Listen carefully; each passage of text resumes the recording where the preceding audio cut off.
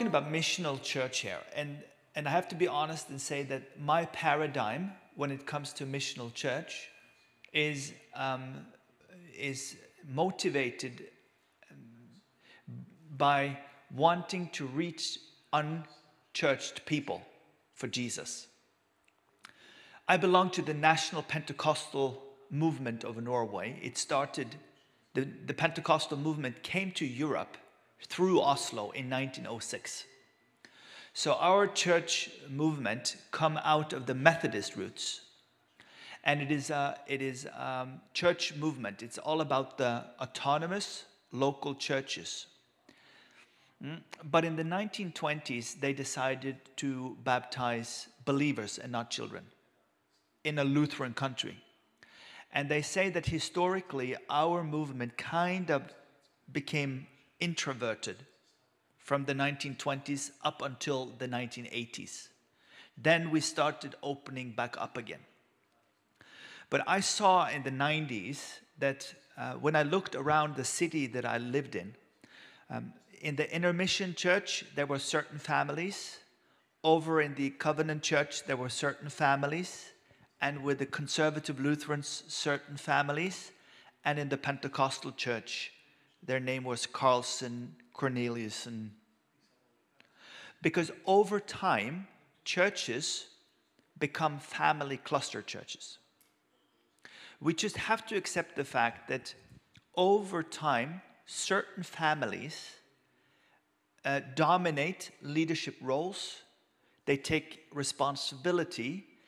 And over time, therefore, our church can become a closed network that it is hard for people to enter. That's why church planting is so effective, because it opens back up again to the city. Suddenly there is room for new people. So in 2004, I planted a church with the goal of reaching the people who do not believe very much. The people that had not grown up with a Christian culture background and did not know the local church lifestyle. And see, that's one of the distressing findings also in Alpha. I love Alpha. But people that get saved in an Alpha course don't necessarily become active Christians in a local church. So we need to figure out how is this done. Every time when you are introducing a new way of doing something, then you come from a paradigm. Paradigm means way of thinking. So when you come from a way of thinking and you want to enter another way of thinking, you enter a battle. And the battle is always happening when you are wanting to do things in a new way. So I was 29, 30 years old. I came to the national conference, and grown-up Pentecostal leaders of Norway would bully me and say, "So are people getting saved now in your church? How many are you baptizing?" And I said, "Hey, I can't answer all those questions now. I'm trying to think about church in a new way. We are not asking people to pay for the coffee any longer. We give it to them. We are not asking people to be baptized before they become a member in the Pentecostal church. We are breaking some rules in order to see a new paradigm. We are breaking some rules in order to see a new paradigm." So the new paradigm that I wanted to break through to was, can we build church in a way, if you press one more button, if you follow me there, to the new paradigm. Can we come to a place where the way we do church is open for new people? And we have now been going at the same church. We are now in 7 locations. And I am not exaggerating when I say this. In these 20 years, we have had less than 6 Sundays without new people. We always have new people in our church visiting. Why? Because we have been able to create an hospitable culture where we are welcoming new people.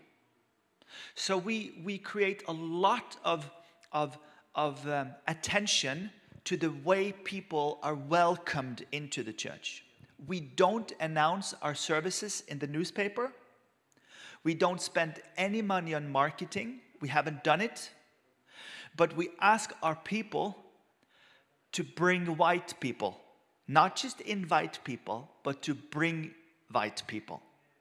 Because if you invite someone, they might not come. But if you bring white them, say, should we meet for a coffee and then go to church? Or would you like to? We put a lot of effort into how we bring people. Now, for us as Pentecostals, the Sunday service and the gathering is important. We respect house churches, movements. We respect all kinds of other expressions. But for us, building a church gathering that is full of music, that is positive, that is honoring Jesus, in our tradition, that is an important part of what we do. But it is only half of what we do. So in addition to having great gatherings, we have small groups in the homes. So the small groups in the homes on Wednesdays, where people can discuss and become discipled, together with the Sunday celebration, are the two main pillars of how we think church. And that has proven itself to be a vital way of doing things for us. A few years back, I was a little worried about if I was doing the right thing. This is about 10 years ago, when I turned 40. I needed to find out, should I change something? So I went to America to talk to a Lutheran pastor that now leads a church of 7,000 people. He's a very calm South Dakotan Lutheran man. And I asked him, what should I do? It seems like the pop churches in the world are just taking off and the rest of us are left behind. And then he said to me that you can divide the churches in the world into 3 categories. If we look at the next picture. He said the first category is the specialist church. Let me ask the room here, how many churches do you think what do you think is the size of an average church in America? What would you think in America? Can I ask you, just say a number? No idea. What do you think is an average church size? 1,000? 50 people? 200? A few hundred? All right. So it was counted right after the pandemic. The number is 63.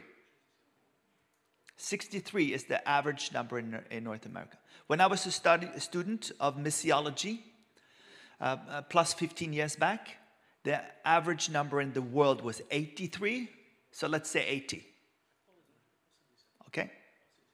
So the average size of a church in the world is 80. Let's think about that number.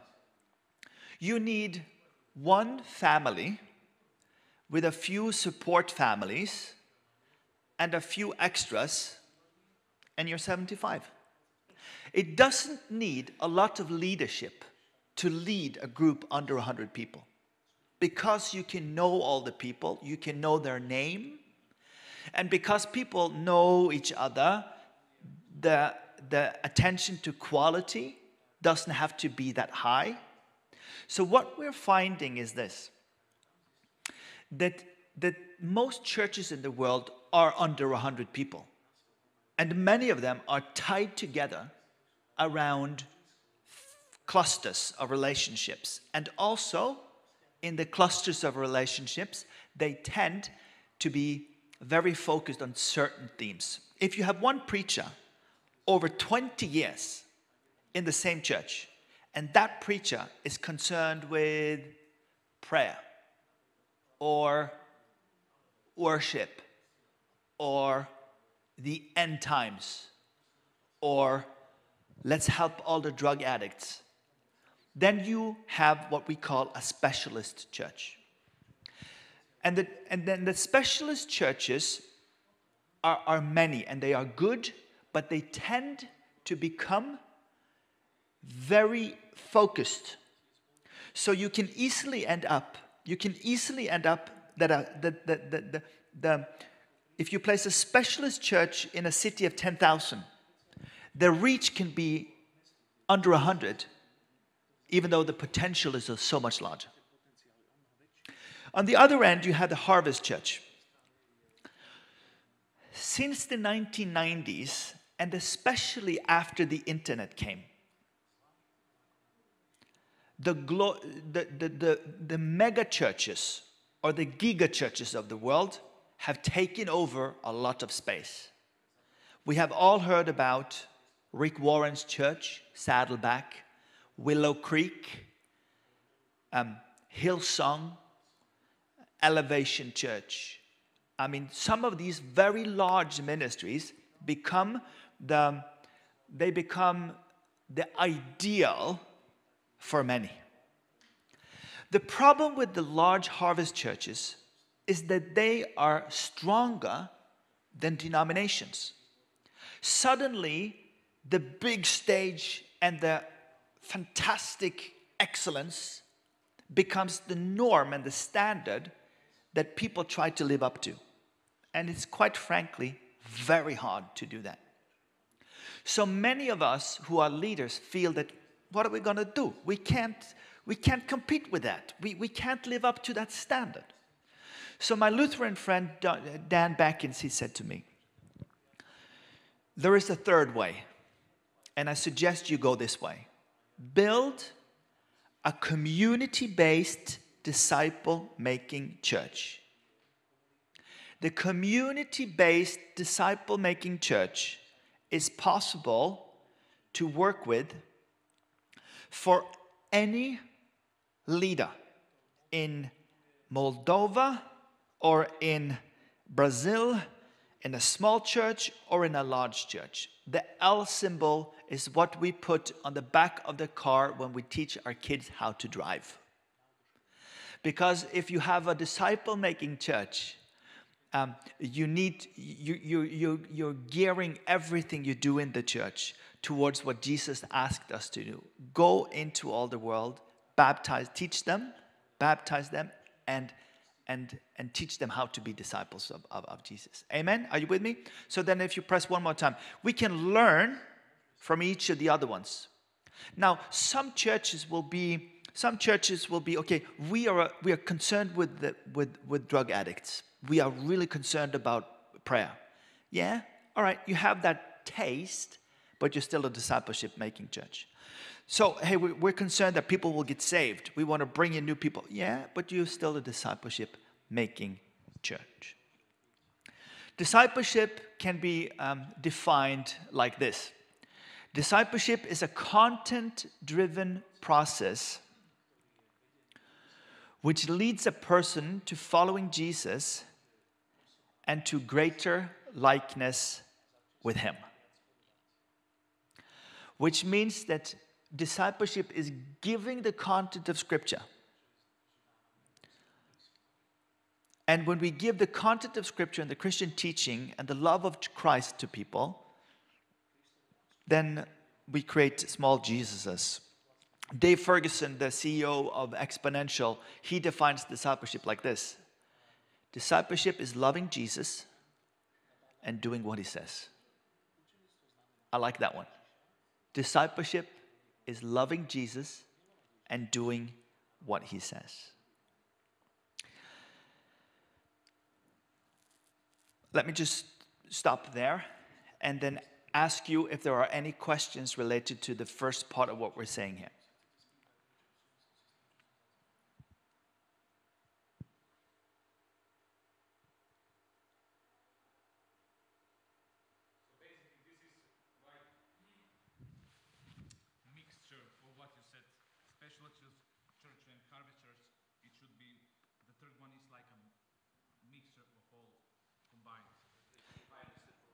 Yeah, so I am obviously exaggerating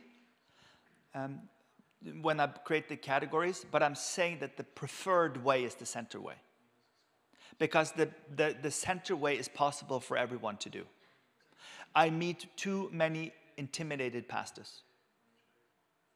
And in the movement that I lead with 340 churches, I have too many specialist churches that they get hang-ups on certain themes. And I can have a church in the middle of a community and all they talk about is the end times. And no one attends the church.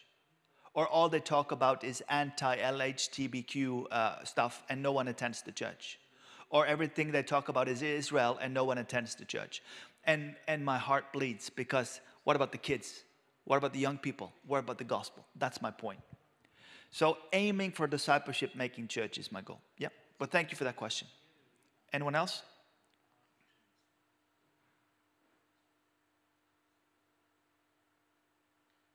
All right, we'll continue then. Next picture. At Exponential this year, we use a sociologist named Brian Zayer's model for how to build culture. I'm just going to cover this very quickly for you. Because there are 3 elements in building a culture. If you're going to build a missional culture in your church, you need to talk about the value first. A value is an understanding in the head, and it is a passion in the heart. Okay? What you value is an understanding in your head, it is a passion in the heart. You got to feel the value for it. So, being a missional church is about being a church also for the outside of the church walls. We want to reach new people for Jesus. That's being missional. So you need to have a value for it. You need to use scriptures like Matthew 28, the Great Commandment. You need to use verses like Acts 1:8. I have given you power to be my witnesses from Jerusalem, Judea, Samaria, to the ends of the earth. And 2 Timothy 2:2 that talks about you give away leadership to the next generation. So if you're going to build a missional church, you need to make sure that there are certain Bible verses that becomes the value. Secondly, it is about language. What stories are you talking about in the church? A teacher told me once, the best way to convey a vision is to point to the people that do what you expect. I've been a pastor for 25 years. People don't do what we say. People do what they see. People don't do what we say. People do what they see. So making sure that we constantly tell the stories of people that live missional lives. So I make sure that in our church services, our testimonies are often linked to fueling the vision of talking about Jesus to their neighbors and to their friends. Talking about church planting, talking about moving forward with the gospel. I'm very intentional that the language that we use talks about the possibilities of being a missional church.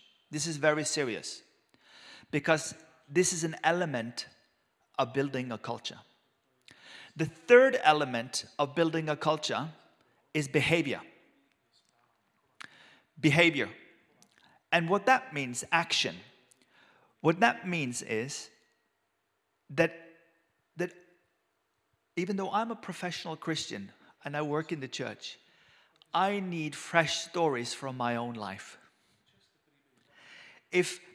Because if we only say it's important and talk about it, but we don't do it, then we teach the church that the church is a place where we say stuff that we don't do. Are you with me? That's why fresh stories is important. So in my manuscripts, when I write sermons, I write contemporary case study. I try to look at my manuscripts. Do I have a fresh story from this week or from this month? Something that can say, I live what I preach.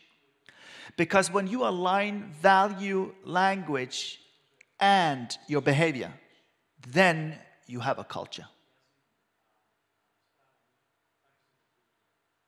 So the sociologist Brian Sear, he says, this is how easy it is to build a culture. What is important to you? Talk about that. Do what you talk about. And then you have a culture. So if you want the church to be missional, then you have to ensure that you give this mission to other people. I am lucky that my wife works in the business world, and she is a very strong evangelist. And so around her, there are so many good stories. I live a little bit off of her fantastic testimony. But I think that as we are training our people to build the church, we have to have this missional perspective. I'm going to quickly just run through what we call the 2-2-2 principle. That is such an important thing in the way we build church. Because Paul says to Timothy, and the things you have heard me say in the presence of many witnesses and entrust to reliable people who will also be qualified to teach others. And we just quickly press the next buttons so that we can see that there are 4 generations here. Paul is generation number 1. Timothy is generation number 2. The reliable people, they are generation number 3, and generation 4 is others. One of my main heroes in the church planting world is named Ralph Moore. I don't know if anyone in this room has heard about Ralph Moore, but in 1973, Ralph Moore and his friend, Wayne Cordero, were 2 young, strong leaders in the small Pentecostal denomination Foursquare. And they said to these 2 young men, you can do whatever you want. You don't have to follow the rules. We believe in God in you. So Wayne Cordero went to Hawaii and started a large church and a school. And Ralph Moore said, I'm not talented enough. I will just start a bunch of churches. He started in 1973. And right now, the estimate is that around 220,000 people attend churches on Sundays around the globe because of what Ralph Moore started in 1973. Because Ralph Moore thinks generationally. He thinks if I invest in someone, and that someone invests in someone else, and that someone else invests in someone else, then we will have a movement. Most people don't know that Ralph Moore started that movement in 1973. But he thinks generationally. That is what we mean with a missional church. A missional church that is not about building a name for themselves, but building a movement to honor the kingdom of God. And just quickly, we can look at the next one. This is an important part of our thinking.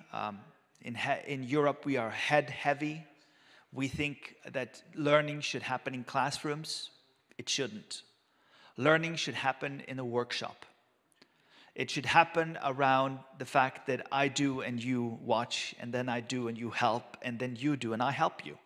And then you do and I watch, and then let's go and do it again.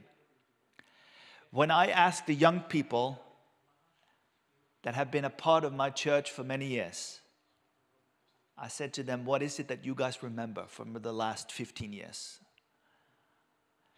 And I hope they would say something great about a sermon or something.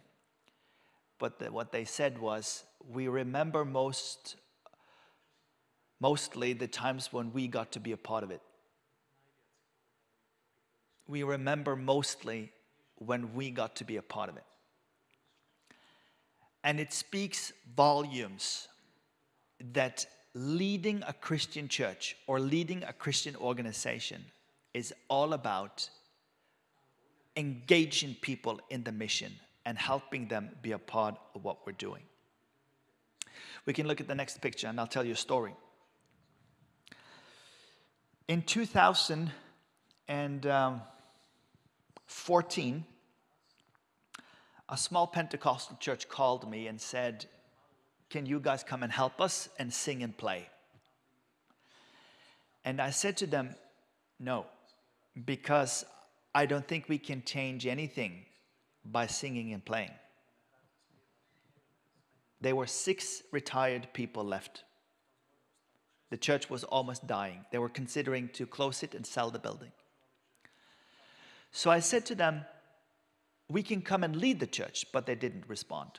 But 2 years later, they did. And I sent Sarah and Vega. They went to that small city, 14,000 people, 6 people in the church. And I said to them, we will not revitalize this church. We can plant this church again. Because if we revitalize it, I know we will be in trouble. I will show you why I think we will be in trouble. Because I had trained Sarah in evangelism, small group leadership, preaching, counseling, certain things that goes into running a missional church. But if you take that missional DNA and you put it into an established church that's not used to change, this is what happens. The first thing they would meet was the money people. The kroner is the Norwegian money. What's the name of the money here? It's euro. I'm sorry. In Hungary, they have crazy money. Yeah, they have like 1 billion per dollar. So you meet the money people. Then the second thing they would need to meet are the worship people. You know, we need 45 minutes of worship before the service can start. Then they would meet the prayer people. All we can do is pray. Then they would meet the people. Then they would meet the next group, the people that wanted to take care of the building, you know. Then they would meet the hymn book people. I've seen this all over Europe. If you take people that have been trained to run a missional church and you put them into a stale church with a few people, it's enough to break them. So I said to them, we will replant this church. We will write up a new vision. You are welcome to be a part of the church, but we have to do it in a new way. Because if not, we could just plant a church. You know?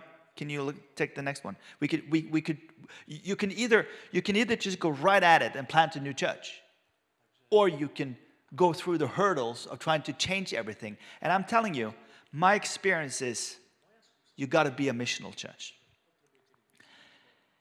I spoke in this church 2 weeks ago, I think. We were more than 100 people in the church. More than 100 people in the church. Last April, we celebrated a 100-year anniversary for the Pentecostal church. Because when the church was 93 years old, they almost broke their back and died. So we have only helped them for the last 7 years. So I said, I want the pastor that was the pastor in the 1980s. He is going to be the keynote speaker in the anniversary. I will not do it. And I will not cut a ribbon and say, let's go for another 100 years. I want a balloon on this side that says 93. And I want some elderly people to stand on this side. And then I want a balloon that has 7 on it. And I want children to stand on this side. And then I will tie the ribbon together and show the people that on the shoulders of the 93 years of faithfulness and the 7 years of new initiative, there is a vital church here in this community today. Because church planting, missional church building is not about the fact that we are better than was before, but it is what is needed now. And I tell the people of Scandinavia, God still calls, but He doesn't call us to build a name for ourselves or put our brand above the door. No, no, no. That's not what it's about. But you know, I've seen so many leaders that have gone through the hurdles of the demands that Christian people have, and then they are out of the ministry. That's why I'm saying, let's train missional leaders to build missional churches. I'm going to stop there, and then we'll go do the next one towards in the last few minutes. But are there any questions this far? Just leave that on the wall, and then I'll answer some questions if there are any questions. Have you seen positive revitalization stories in the movement as well? If I've seen mostly revitalization? No, I'm very clear on this. I have a limited belief in changing. That's why I prefer the word replanting. Because when you use the word replanting, you say that now we have a new scorecard. Now we have a new vision. You know? Because this person over here that takes care of the money, he was used to how they took care of the money 20 years ago. The person over there that takes care of the building, it's very important to take care of the building. Because there are so many rules that the new leaders must adjust to. That's why I find it's easier to replant, but do it with respect and do it with vision. This might be a little cultural also, because the Norwegian culture is very flat and very democratic. So everyone is supposed to have a voice all the time. So it becomes very tiring to be a leader. That's why we need to put a line in the sand and have some new rules.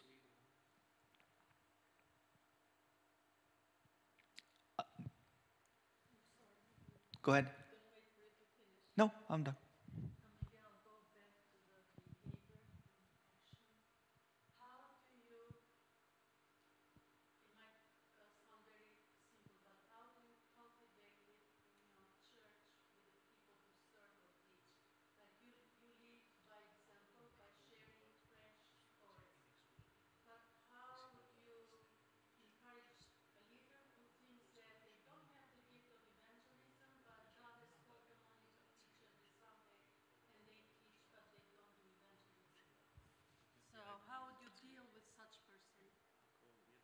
In our church culture, everyone is also a part of a small group.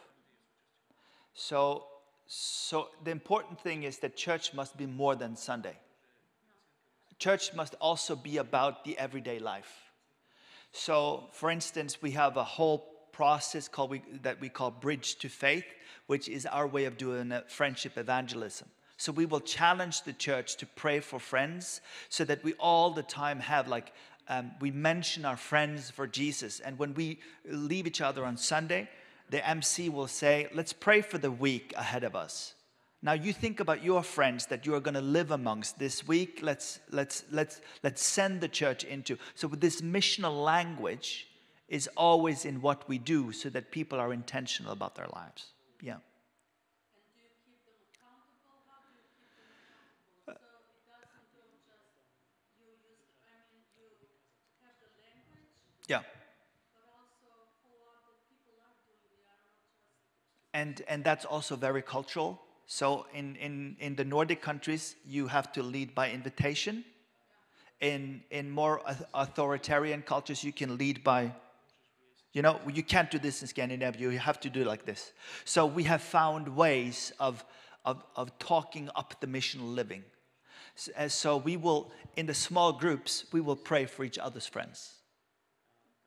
So suddenly when people come to church and they introduce, this is Ben. Oh, then people know we've been praying for Ben, So we fish with a pole and we fish with a net. Both of them. Yeah. Other questions? All right, then I'll just show the next picture. So when we plant a new church, we are missional, and Exponential is a church planting movement. I have to talk about church planting also with you. Our way to planting a new church is like this. That we believe that God still calls people. The way forward for the church in Norway and the church in Europe is that God still calls. We believe that. That means that we are constantly seeking to find people that are willing to lead a church and plant a new church. So when we find someone who are willing to plant a new church, we will bring them into a 1-year training program. So we started in our church in 2014, we started a church planting institute.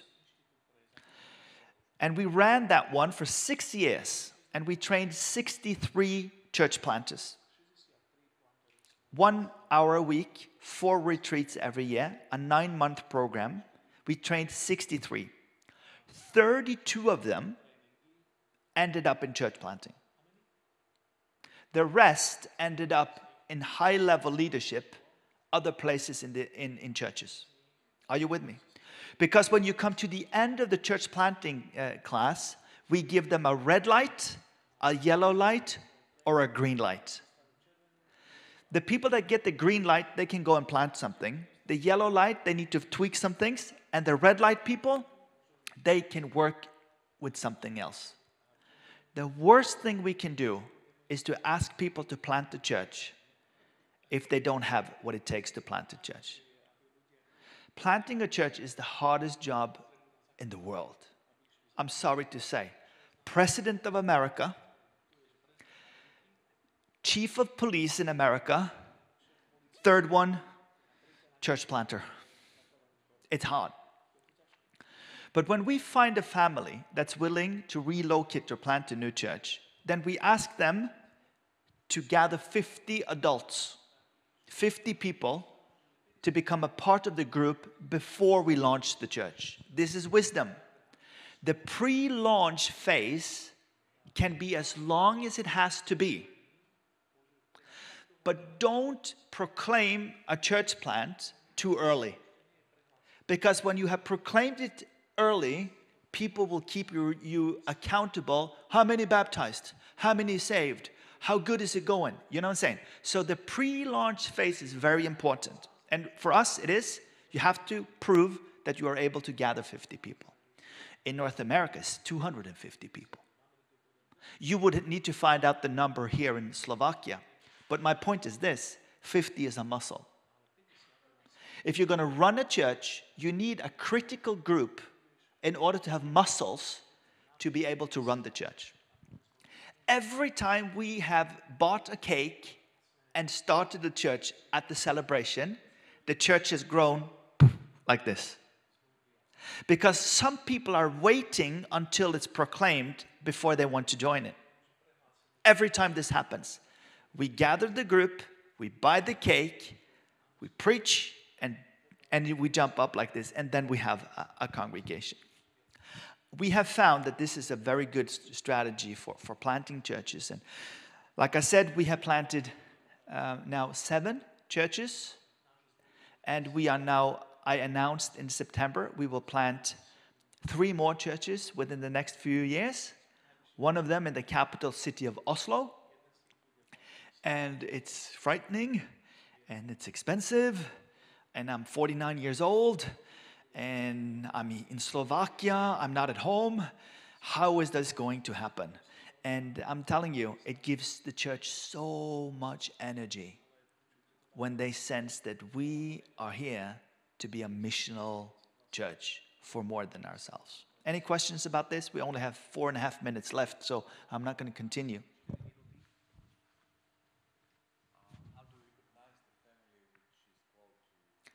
This is a very good question. How do you recognize the family that's called?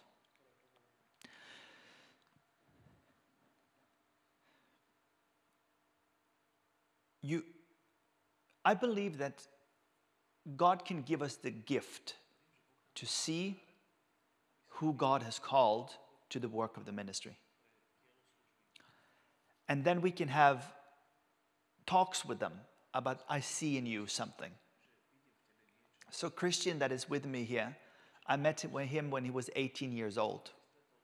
He was a newly saved guy. He was 18. Now he's 40 plus 45 or something.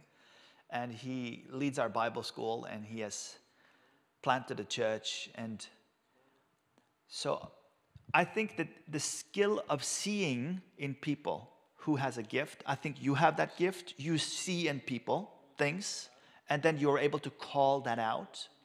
We should ask the Lord to give us that skill. But I have to be honest and say that I hoped there would be more people that would say, I want to be a church planter. Because it is kind of hard to find those people in Norway. But in our church planting school now, we have 24 students. I gave the school, our church planting, I gave it to the national movement when I became the leader in 2020. And now it's a national school. And we are also starting a European school in English, doing the same thing in English, multiplying it. But I think the I see in you conversation is a good way to go. Yes? Just a few more principles that I'm teaching for our evangelists. Yeah. How someone who is an evangelist recognizes he is called by God.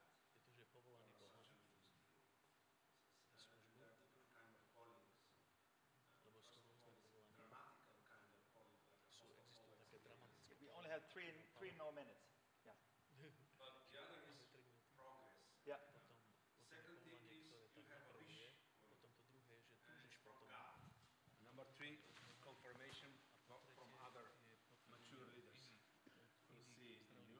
Number four is your gifts for this kind of ministry in order to handle. And number five is the fruit coming. Thank you. You were really quick now with the 5 things, and it's very good. So ask him for those things if you need it. What we have found is this.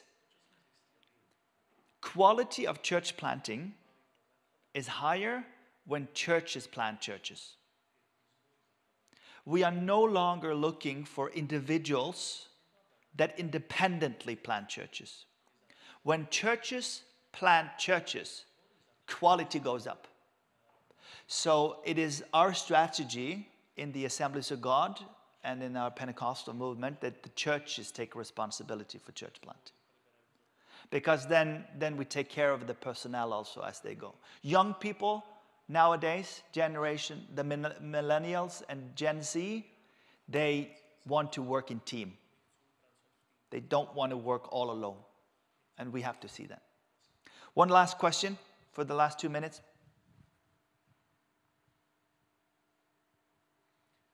Any experience in planting multiple churches in the same city? Any experience planting multiple churches in the same city? So our vision is to have a resource church. The city I'm in is called Bergen, same size as this city, 300,000. Our goal is to have 10 churches in our local city. So in a large urban area, you can plant churches, but the thing is this. City center, suburb, small town close to the city. I go past the suburb to the small town at the outskirts. Because if you're going to plant a church, there needs to be an identity in the local community. They need to have their own sports team, trade tradition, things like that.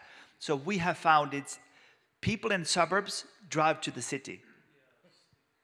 But people from the small towns stay in the small towns. So we used a resource church in the city to plant in the larger area. That's, again, culture of Norway. It seems to be a way of doing it. That was what we managed to do under the theme missional church. I could have talked about 1,100 different things, but I wanted to talk mostly about church planting with you today and leadership recruitment, and I hope that it was beneficial. Now it is a coffee break.